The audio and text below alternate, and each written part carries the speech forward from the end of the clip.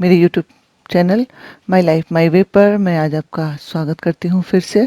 आज मैं क्लास 9 की जीव विज्ञान के करीब 50 प्रश्न उत्तरों को लेकर आई हूँ। ये प्रश्न उत्तर मैं इसलिए तैयार करती हूँ क्योंकि स्टूडेंट्स आपको आसानी हो सके अपनी परीक्षा की तैयारी करने में।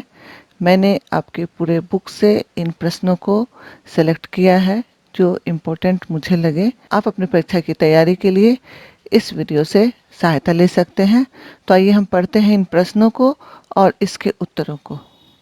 पहला प्रश्न है, वनों की उपयोगिता के बारे में बताएं। वनों की क्या क्या उपयोगिता है? तो इसे मैंने 4 भागों में बांटा है। पहला है जल संपदा का संरक्षण। वन जल के प्रवाह को रोकती है और संचित कर मिट्टी में सूखने में मदद करती है। दूसरी विशेषता है वायुमंडलीय कार्यों का नियंत्रण। ऑक्सीजन और कार्बन डाइऑक्साइड का संतुलन तथा ग्लोबल वार्मिंग का संतुलन पेड़ पौधे ही करते हैं। तीसरी है अपरदन नियंत्रण। पौधे की जड़ें मिट्टी को बांधे रखती है जिससे मिट्टी का कटाव नहीं होता। तो मिट्टी का कटना ही अपरदन कहा जाता है। तो अपरदन पर नियंत्रण रखती है और ये बाढ़ को भी रोकते हैं। चौथी है उत्पादक मूलक उपयोग। वनों से फल, गोंद, रबर, तेल, रेशे, तारपीन, कुनैन, औषधीय पदार्थ, जलाऊ लकड़ी, परिवहन से संबंधित संसाधन आदि प्राप्त होते हैं। दूसरा प्रश्न है जल की उपयोगिता के बारे में बताओ। उत्तर है जल की निम्नलिखित उपयोगिता है। जैसे सबसे पहले हम जानते हैं पीने के रूप में है। तो सभी जीवधारियों की संरचना का एक बड़ा भाग पानी है। मनुष्य के 60% भाग में पानी है। हृदय, मस्तिष्क, ऊतक, हड्डियों, यहाँ तक कि मल मूत्र, पसीना, ऑक्सीजन आदि के स्राव में भी जल का ही योगदान है। दूसरी, कृषि कार्य के लिए। विशाल जनसंख्या वाले देश में पोषण के लिए वर्ष में 2 या 3 फसलें उगाई जाती हैं, अतः यहाँ कृषि के लिए पानी की बहुत आवश्यकता होती है। तीसरी है औद्योगिक जल आपूर्ति। औद्योगिक कार्यों जैसे वाष्पीकरण, धातुओं को ठंडा करने, रंगाई आदि कार्यों के लिए भी जल का उपयोग होता है। तीसरा प्रश्न लेते हैं, पारिस्थितिकी तंत्र किसे कहते हैं? उत्तर है किसी स्थान विशेष के जीव समुदाय तथा अजैविक वातावरण में स्थापित परस्पर क्रियात्मक संबंध को पारिस्थितिक तंत्र कहते हैं। यानी जीव और अजैव के बीच में जो संबंध होता है उसे ही पारिस्थितिक तंत्र कहते हैं। चौथा प्रश्न है खाद्य श्रृंखला क्या है? उत्तर है किसी भी पारितंत्र में जीवधारियों की ऐसी कड़ी जिसमें एक जीवधारी दूसरे का आहार बनता है खाद्य श्रृंखला कहलाती है।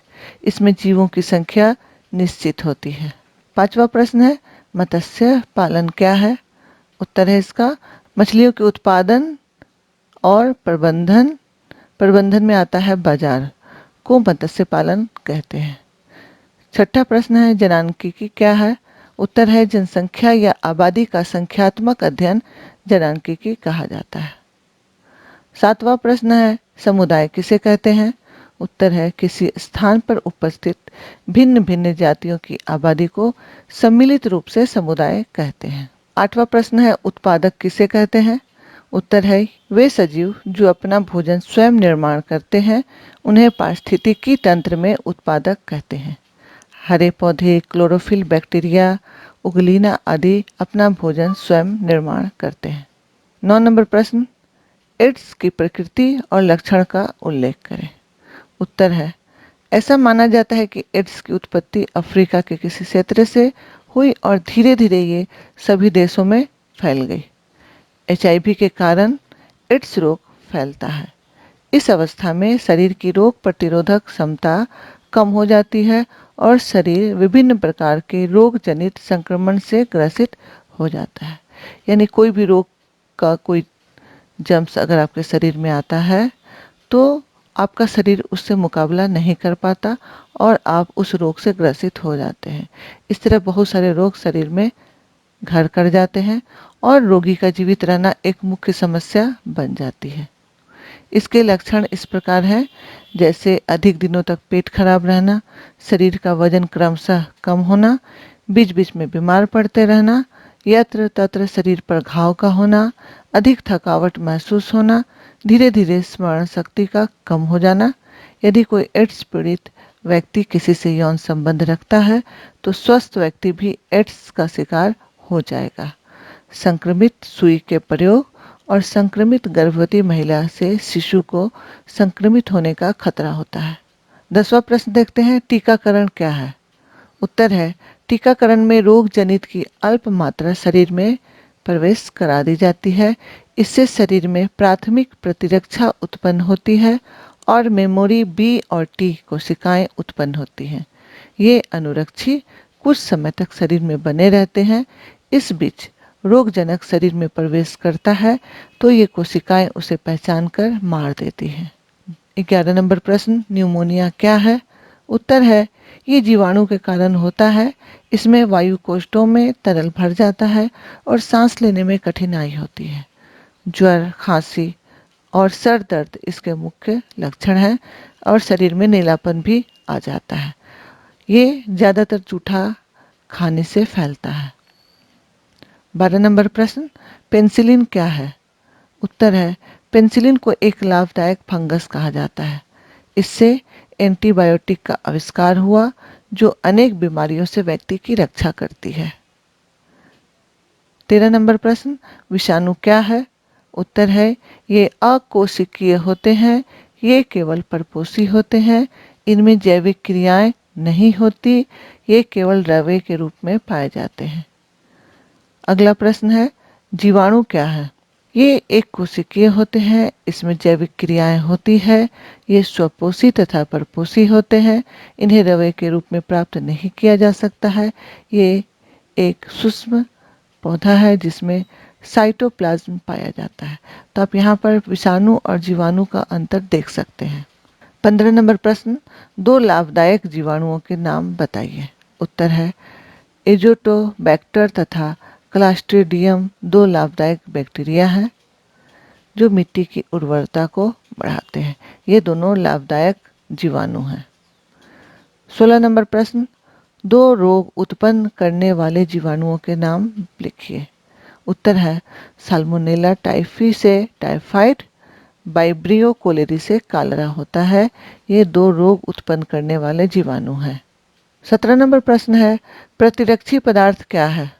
इसका उत्तर है, प्रतिरक्षी पदार्थ प्रोटीन्स होते हैं जो शरीर में आने वाले प्रतिजन की क्रियाशीलता को नष्ट कर शरीर को रोगों से बचाते हैं।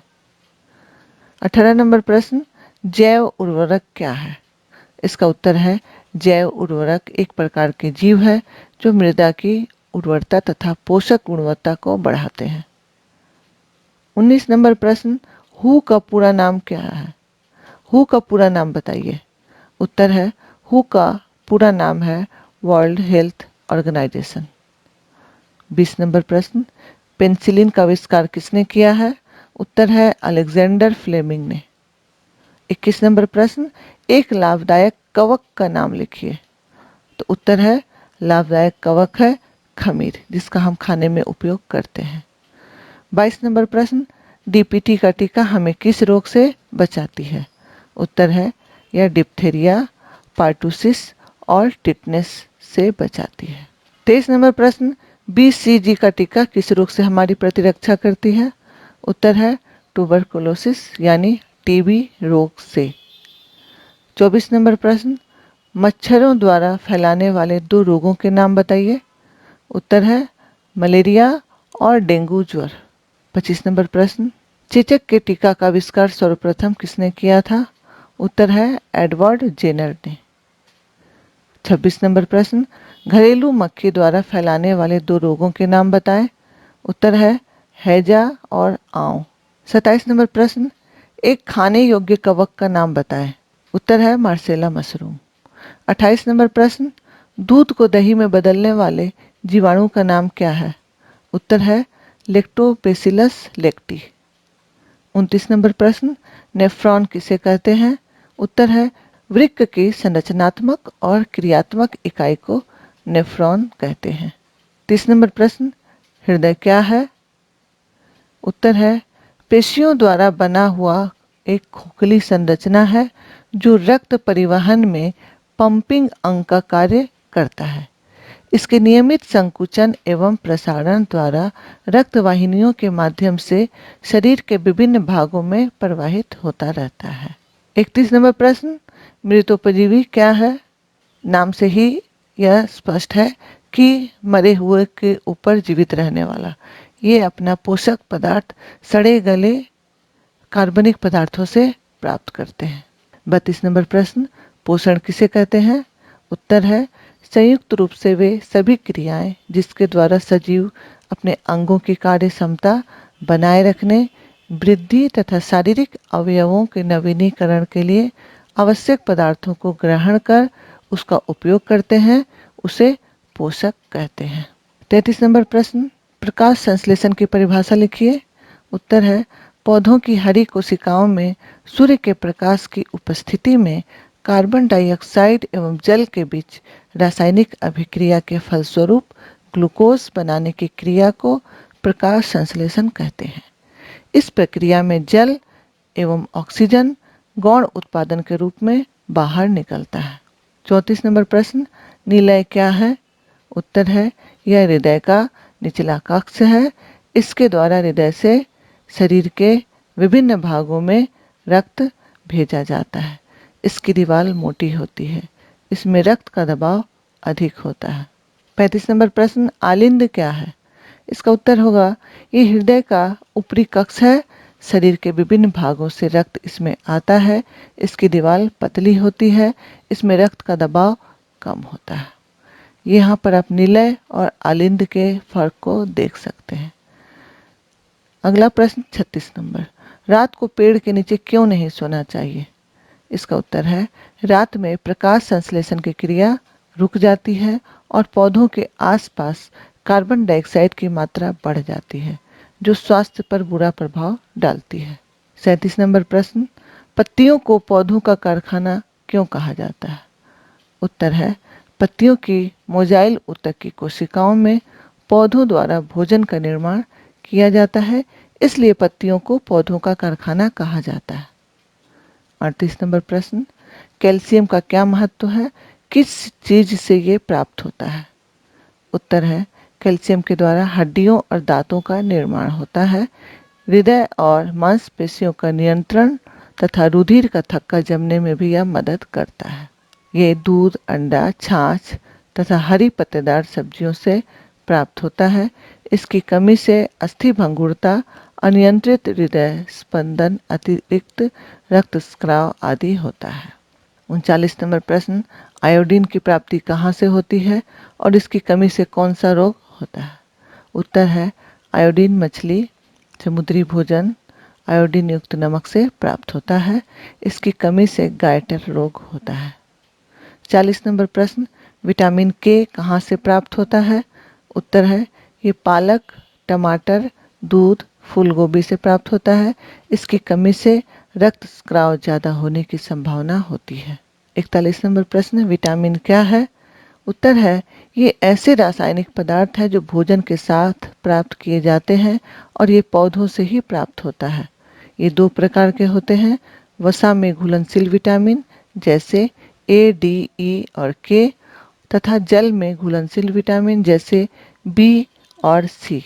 42 नंबर प्रश्न, अजैविक यौगिक कौन कौन से हैं? उत्तर है जल, अम्ल, क्षार, लवण, गैस समूह जो सजीवों के शारीरिक संगठन में पाए जाते हैं उन्हें अजैविक यौगिक कहते हैं। 43 नंबर प्रश्न, लाइसोसोम को कोशिका का आत्मघाती थैला क्यों कहते हैं? इसका उत्तर है लाइसोसोम में अनेक पाचन एंजाइम्स पाए जाते हैं जो कोशिका के आंतरिक पोषण में सहायता करते हैं तथा कोशिका में किसी भी तरह या रोग की अवस्था में अपने ही अंगाणुओं का पाचन कर देते हैं, जिससे कोशिका की मृत्यु हो जाती है। इसलिए लाइसोसोम को कोशिका का आत्मघाती थैला कहते हैं।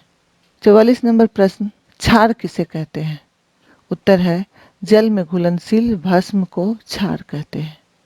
45 नंबर प्रश्न, विटामिन सी के स्रोतों के नाम बताएं।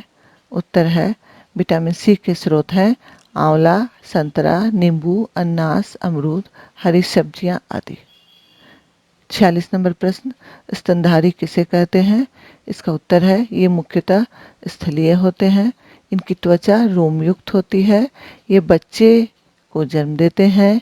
इनके जबड़े में दांत होता है। इनमें स्तन ग्रंथियां पाई जाती हैं। इनका हृदय 4 कक्षों में बटा होता है। ये समतापी होते हैं। इतनी विशेषताएं होती है स्तनधारियों की। उभयचर किसे कहते हैं? 47 नंबर प्रश्न, उत्तर है ये स्थल तथा जल दोनों जगहों पर रहते हैं। इनकी त्वचा शल्क विहीन होती है। इनमें गर्दन का अभाव होता है।